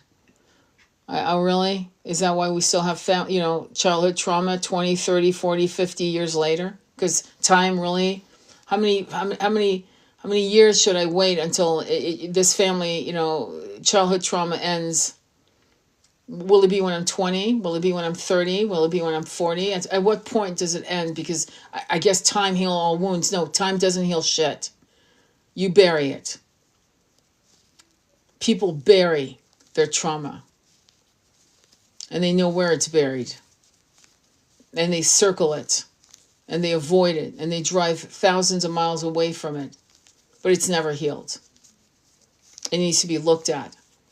It needs to be understood, and compassion at every step has to be given to the self, the self of you that suffered this pain, and that the only person who can hear that is you to your inner child. That's why inner child healing is actually critical to your to being reset. Anyway, I'm gonna go. It's late. I think it'll be my last live. We'll see how this new app. I think it's today. Let me look up. Let me see what TikTok looks like right now, because it's like 1 o'clock in the morning. Hang on, let me look. Hang on. It still says TikTok. We'll see what it says in the morning. Anyway, thank you for being here. Much love. Thank you, Sherry D. Thank you, all of you that have been listening to me. I will upload this on YouTube, Sacred Intimacy Tarot. Follow me there. I've got like 950 videos, I kid you not, of all these lives I've done over the years. And there's some guided meditations there. Like I said, Inner Child guided meditation, 18 minutes, thereabouts. You also have the mantra, playlists on YouTube that you can check out so you can learn some mantras. And yes, I did it for you, Cosmic Canary. I was going to do it, and then I wasn't going to do it, and then I was going to do it. All right. So, any last questions or requests? Any questions or requests before I go? Any last questions? Thank you. Have a wonderful evening of rest. Thank you. Let's pull out one card and see what it says in tarot. The Five of Pentacles upside down. That's crazy. And I'll tell you what that means. Five of Pentacles upright means feeling homeless, bereft. Five of Pentacles upside down means it's over. It's fucking over. You're not feeling bereft. And the King of Cups is there feeling good. The karma has been balanced. The Wheel of Fortune is in your hands. The Seven of Cups, stop being confused. Stop thinking, double thinking with the King of Swords. Look at the Six of Cups. Look at all the souls that you are meeting. All the starseeds, brothers and sisters that are coming to you. People, you can call them brothers and sisters from another mother. Feel and trust your heart. If you're in a meditation, if you're in a prayer, and something tells you to reach out to someone, fucking don't second guess. Reach out to someone. Just reach out to them. Don't second guess that. Follow your heart. Your heart will never lie. Sending you much love on your journey. Namaste. Be well.